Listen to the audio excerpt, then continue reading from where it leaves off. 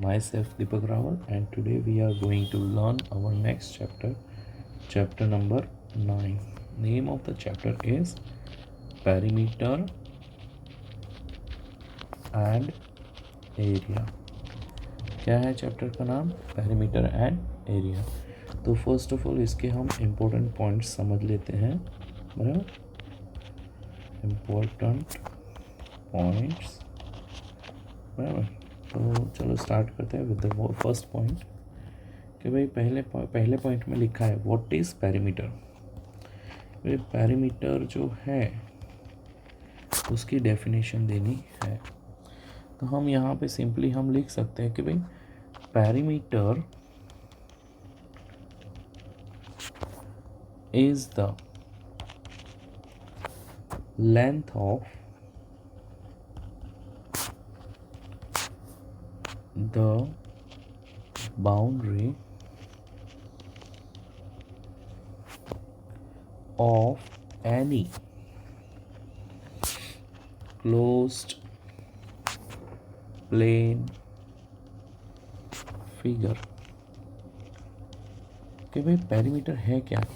तो perimeter is the length of the boundary of any closed plane figure. कि भाई close plane figure कौन सी हो सकती है sir? It can be a square, it can be a square. Let's draw it again.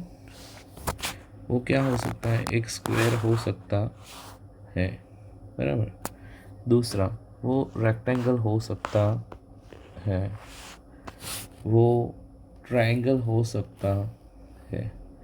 So as you can see here all this shapes are, ये जो shapes जो है ना वो कैसे हैं? क्लोज्ड फिगर है. कैसे हैं? Closed figure. ओके. नाउ तो ये जो फिगर्स है ना उन सब के आसपास क्या है? बाउंड्री है. क्या है? बाउंड्री प्रेजेंट है, बराबर. तो ये जो बाउंड्री है ना उसको ही हम क्या बोलते हैं? पेरीमीटर बोलते हैं. क्या बोलते हैं? पेरीमीटर बोलते हैं. ठीक है. आई होप आपको ये बात समझ में आ गई होगी. नाउ सेकेंड नंबर जो है एरिया का डेफिनेशन पूछा है. क्या पूछा है? एरिया का डेफिनेशन. तो यहाँ पे लिखेंगे area is the surface or region enclosed inside a closed boundary. कि भाई ये जो एरिया है ना, एरिया किसको बोलेंगे?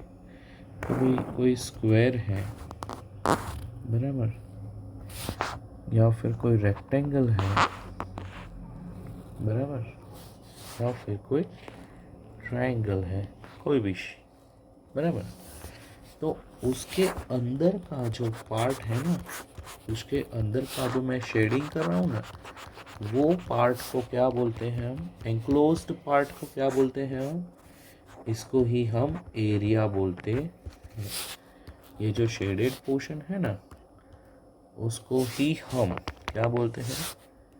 एरिया बोलते हैं. इसको ही एरिया बोलते हैं. ओके. ना तो आपको ये बात समझ में आ गई होगी कि भाई area is the surface or region enclosed inside the closed boundary. भाई ये बाउंड्री के अंदर वाला जो पार्ट है ना, बाउंड्री के अंदर वाला जो पार्ट है ना उसको ही क्या बोलते हैं हम? एरिया बोलते हैं. तो चलो हम थोड़े से और आगे बढ़ते हैं. Next one is circumference. Circumference, ठीक है.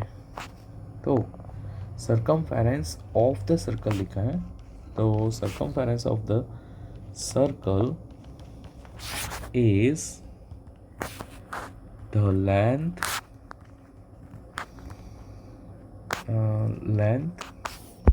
just 1 minute. Length of the boundary of the circle. कि भाई सर्कमफेरेंस किसको बोलेंगे कि भाई circumference of the circle is the length of the boundary of a circle. कि भाई सर्कल अगर चूज करते हैं बड़ा हो या छोटा हो, बराबर, बड़ा हो या छोटा हो सर्कल, तो उसको जो हम सिलेक्ट करते हैं ना, तो उसकी जो बाउंड्री होती है ना,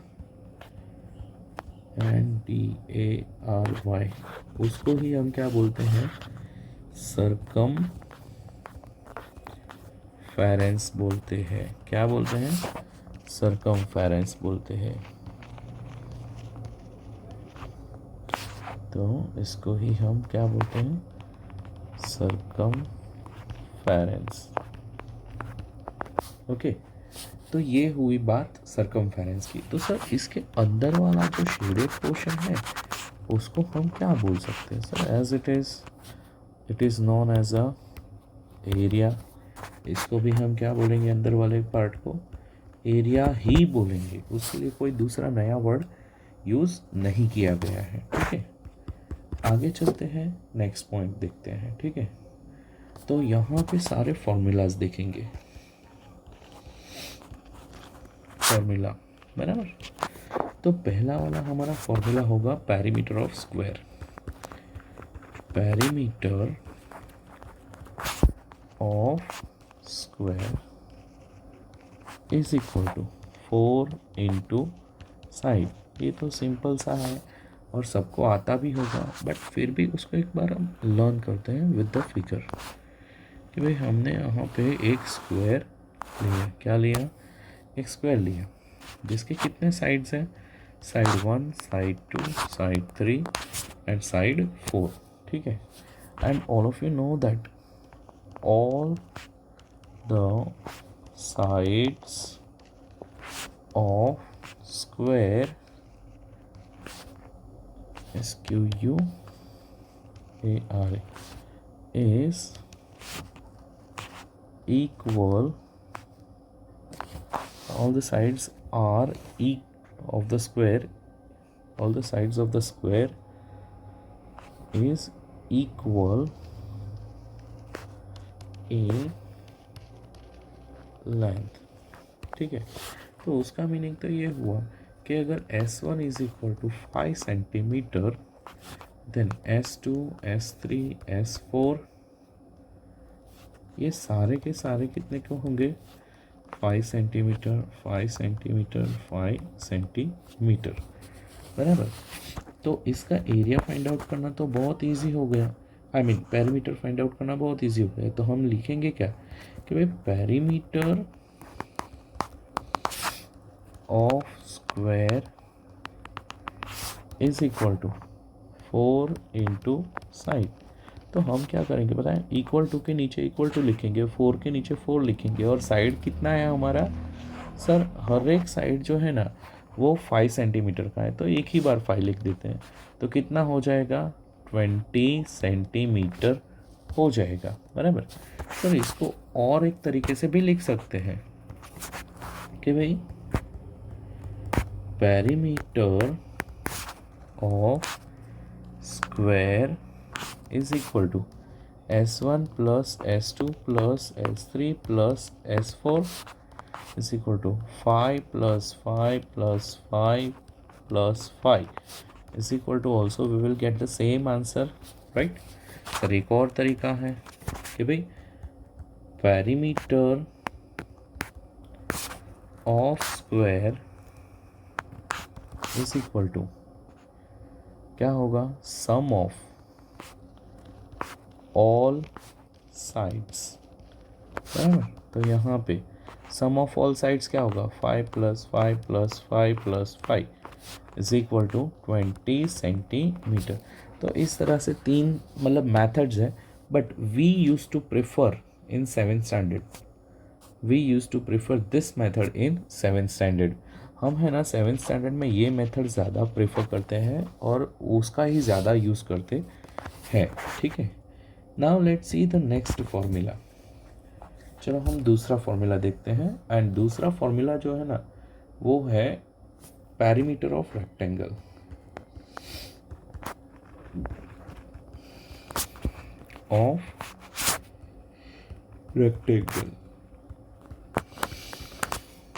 इज इक्वल टू क्या होगा भाई? तो perimeter of rectangle is equal to 2 into length plus breadth. क्या होगा? 2 इंटू लेंथ प्लस ब्रेथ। तो यहाँ पे हम इसकी फिगर पहले देख लेते हैं कि भाई ये फॉर्मूला बना तो है, पर इसका मतलब ये कैसे बना है और उसका यूज़ कैसे करना है। तो सबसे पहले तो यहाँ पे 2 लिखा है, तो सर 2 क्यों लिखा है? I don't know. ऐसा हम मतलब ऐसा सोच सकते हैं, पर यहाँ पे लेंथ तो दिखा हुआ है और ब्रेथ भी लिखा हुआ है, तो लेंथ यहाँ पर है। तो सर ये लेंथ हुई, तो क्या यहाँ पे उसका ऑपोजिट लेंथ नहीं बोल सकते? तो हाँ, ऑफ कोर्स बोल सकते हैं। तो लेंथ कितनी हुई? 2 लेंथ, 2 लेंथ। तो सर ब्रेथ कितना हुआ? सर यहाँ पे ब्रेथ है, तो ये भी क्या हुआ? ब्रेथ हुआ ना। तो यहाँ पे ब्रेथ भी कितने हैं? 2 बार ब्रेथ है, बराबर। तो हम अगर ये फॉर्मूला को 2 के साथ मल्टीप्लाई कर देते हैं, 2 को लेंथ के साथ मल्टीप्लाई करते हैं, तो 2 into length plus 2 into breadth, बराबर। तो यहाँ पे कुछ ऐसा बन जाता है। तो भाई हमारा 2 लेंथ एंड 2 ब्रेथ बन जाता है। तो हम यहाँ पे इसीलिए हमने क्या किया, ये 2 जो है ना उसको कॉमन ले लिया है। क्या ले लिया है? कॉमन लिया है। और हम उसको लिखते कैसे, एक्सप्रेस कैसे करते हैं? तो 2 इंटू लेंथ प्लस ब्रेथ ऐसे लिखते हैं। ठीक है, आई होप आपको समझ में आ रहा होगा। ठीक है ना, आगे चलते हैं। नेक्स्ट वाला होगा साइड ऑफ स्क्वायर। क्या है? Side of square. तो side of square find out करना है, तो हम क्या करते हैं? Sir perimeter of square divide by 4 कर लेते हैं। क्या कर लेते हैं? 4। तो हमें क्या मिल जाता है? आंसर किसका? साइड ऑफ स्क्वायर का आंसर हमें मिल जाता है। ठीक है, अब आगे एक और चलते हैं, पर इसमें हमें करना क्या होता है। तो चलो इसका एक एग्जांपल लेते हैं। एग्जांपल कि भाई perimeter of square is equal to 16 centimetre already दिया हुआ है, और हमें फाइंड आउट करना है side of square is equal to question mark. तो हम लिखेंगे यहाँ पे फॉर्मूला कि भाई side of square is equal to perimeter divide by 4 is equal to perimeter कितना है हमारा? 16 सेंटीमीटर डिवाइड बाय 4, तो कितना होगा? 4 सेंटीमीटर। यानी कि each side is equal to 4 centimetre, यानी कि हर एक साइड कैसी होगी? 4 सेंटीमीटर की होगी। ठीक है, आगे चलते हैं कि भाई आगे ऐसा लिखा है area of rectangle. Area of a rectangle, बराबर। तो ये एरिया ऑफ रेक्टेंगल होता है लेंथ इंटू, ओके एक काम करते हैं, ये वाला लर्न करें ना, उससे पहले एक और बात लर्न कर लेते हैं कि भाई यूनिट्स क्या हो गए। Units of perimeter. तो यूनिट्स में कुछ ऐसा है कि पेरीमीटर के यूनिट है ना सेंटीमीटर, मीटर, किलोमीटर, माइल, फिर यहाँ पे mm, ये हो सकते हैं, एक्चुअली हो सकते नहीं, यही होते हैं। यहाँ पे कोई स्क्वायर, क्यूब या ऐसा कुछ लिखते नहीं हैं, बराबर। बट अब हम बात करने वाले हैं एरिया की। किसकी बात करने वाले हैं? एरिया। तो यहाँ पे एरिया के अंदर जो यूनिट्स होते हैं ना, तो वो ऐसे कुछ होते हैं। Millimetre square, centimetre square, metre square, kilometre square, mile square, ऐसे होता रहता है। सिर्फ एरिया वर्ड जो है ना, उसके लिए ही ये सारे यूनिट्स यूज होते हैं। Otherwise length, breadth, base, height, फिर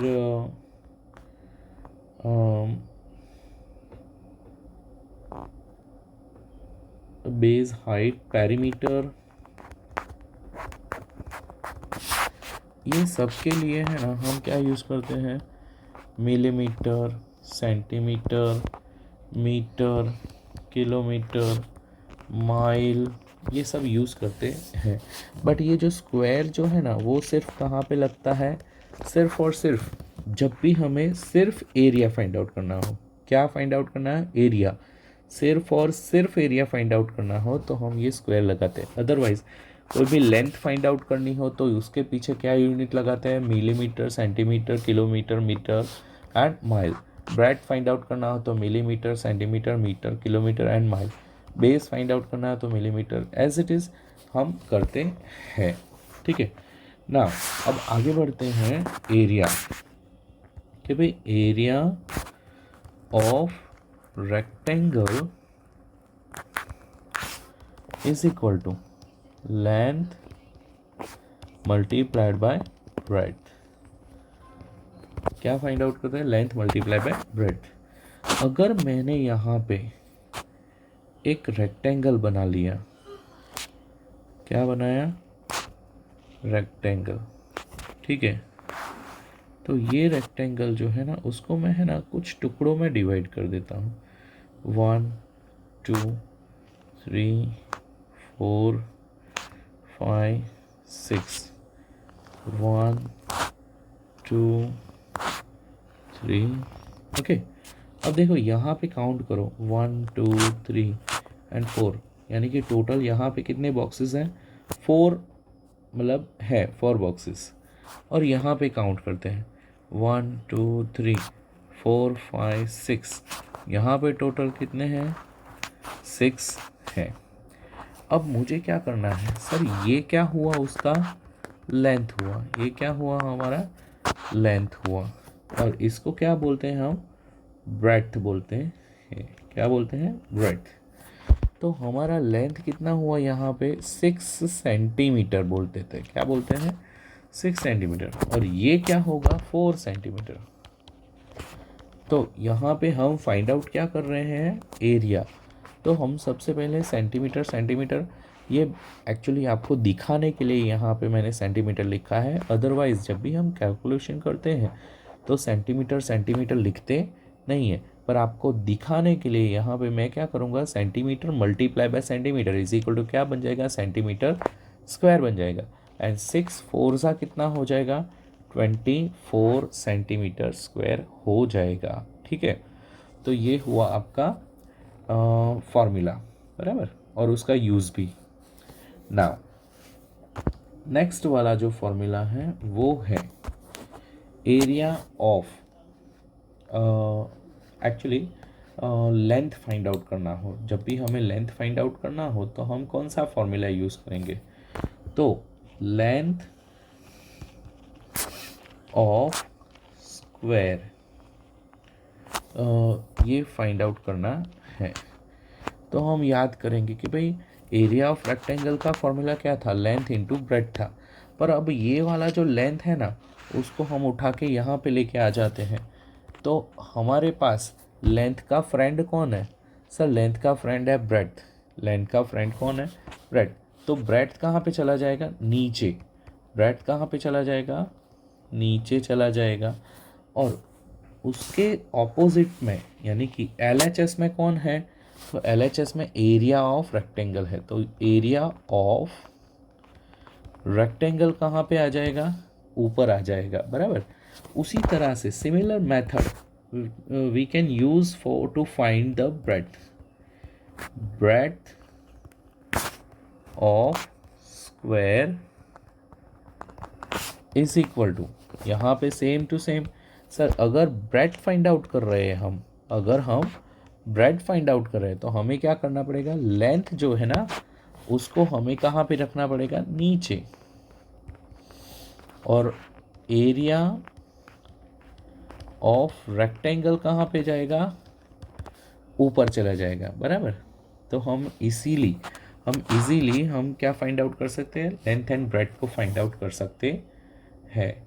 चलो अब स्टार्ट करते हैं हम। एरिया ऑफ स्क्वायर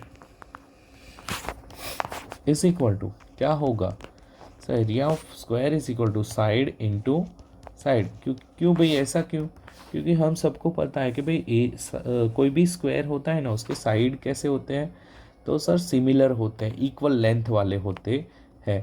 तो इसको हम दूसरे कौन से तरीके से लिख सकते हैं? तो सर साइड स्क्वायर से भी लिख सकते हैं। तो ये फॉर्मूला भी यूज़ कर सकते हो, ये भी यूज़ कर सकते हो। फॉर एग्जांपल अगर देखना है तो कि भाई साइड जो है ना वो आपका है 30 सेंटीमीटर। क्या है? 30 centimetre.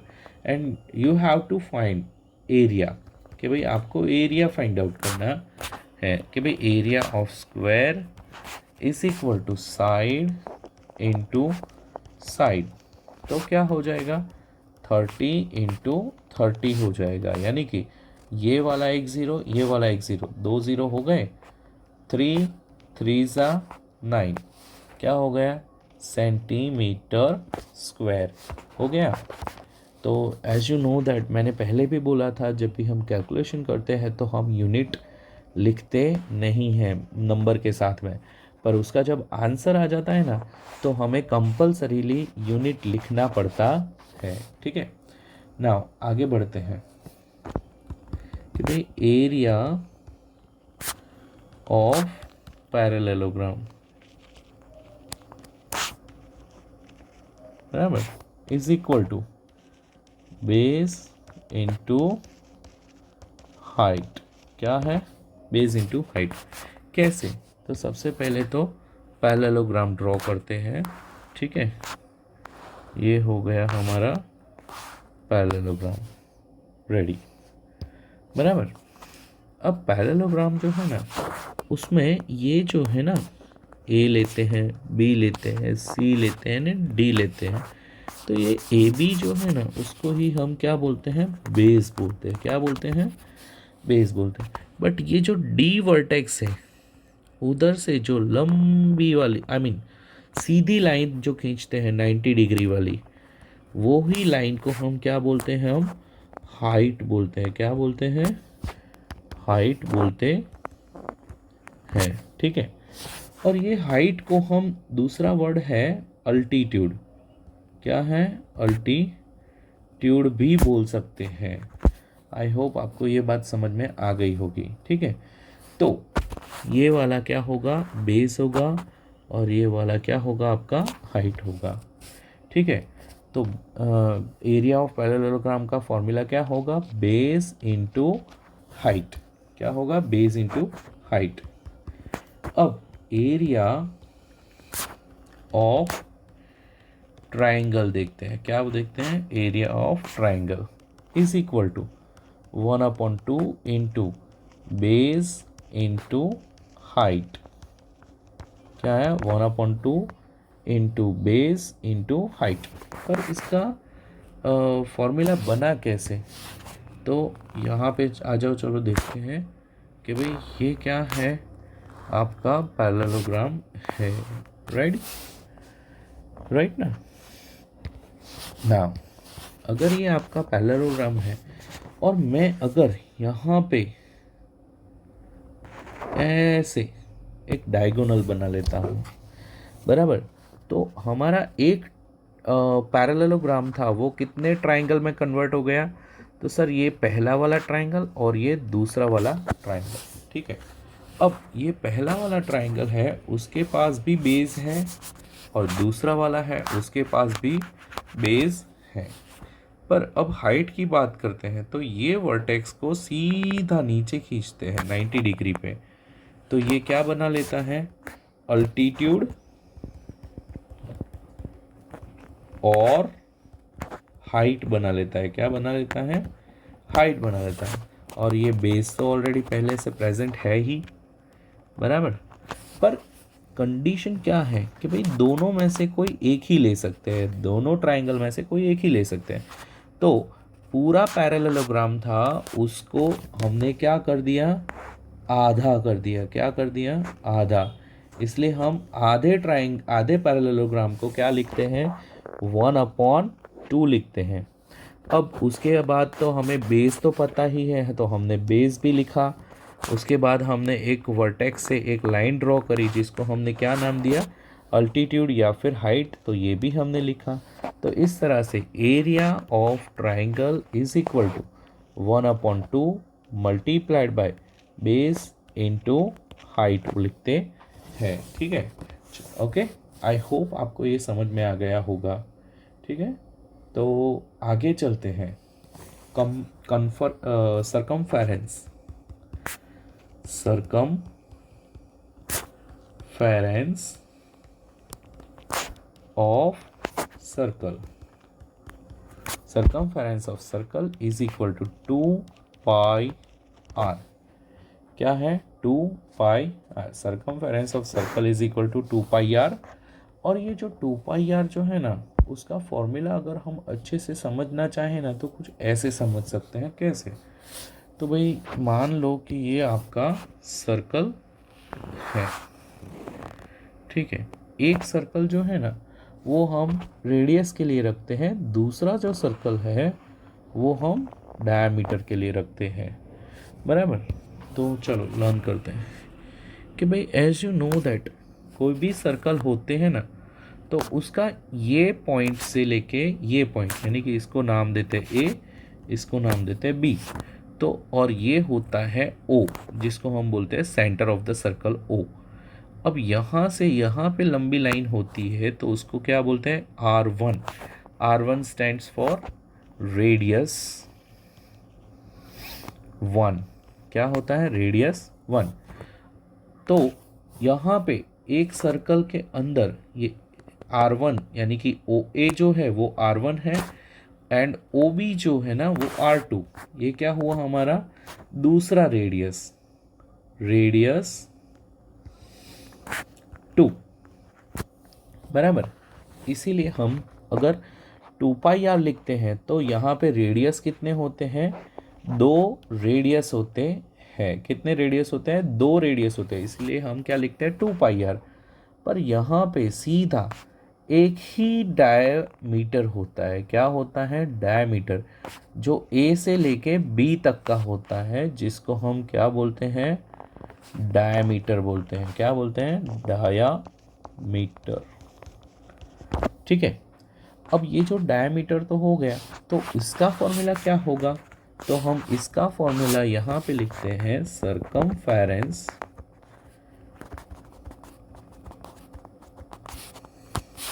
Of circle is equal to pi D. क्या होगा? पाई डी। डी क्यों लिखा? क्योंकि यहाँ पे क्या दिया गया है? डायमीटर दिया गया है, बराबर। ओके, तो अब और आगे चलते हैं तो उसमें होगा सर पाई की वैल्यू। इसको क्या नाम दिया जाता है? पाई बोलते हैं। क्या बोलते हैं? पाई। एंड पाई की वैल्यू जो है ना वो है 22/7। उसके पास कोई यूनिट नहीं होता है, उसके पास यूनिट नहीं होता है। सर उसकी दूसरी जो वैल्यू है ना वो डेसिमल वाली है। क्या है? डेसिमल, जिसका नंबर कौन सा है? 3.14। क्या है? 3.14 है। ठीक है, समझ में आ रहा है सबको? ओके, नाउ आगे चलते हैं नेक्स्ट वाला, और वो है हमारा area. Area of circle is equal to pi r square. क्या होगा? Pi r square. As you know that कि भाई ये जो पाई है उसकी वैल्यू तो आपको पता चल गई है, एंड पाई जो है ना, इसको क्या बोलते हैं? पाई बोलते हैं। क्या बोलते हैं? पाई। इसकी वैल्यू तो आपको कॉन्स्टेंटली एक ही रखनी है, 22.7 लो या फिर 3.14 ही लेनी है। और ये जो आर जो है ना, आर मीन्स रेडियस, ये ऑलवेज क्या होता रहता है? चेंज होता रहता है। क्या होता रहता है? चेंज होता रहता है। सर इसकी वैल्यू आपको वेरी कर सकता है, यानी कि डिफरेंट हो सकती है वैल्यू। ओके, तो आई होप आपको ये बात समझ में आ गई होगी। पूरा का पूरा जो है इम्पोर्टेंट पॉइंट्स और फॉर्मूला के साथ आपका ख़त्म हो रहा है यहाँ पे पहला सेशन। ठीक है, अब नेक्स्ट वाला जो है ना वो हम नेक्स्ट टाइम पढ़ेंगे, बराबर।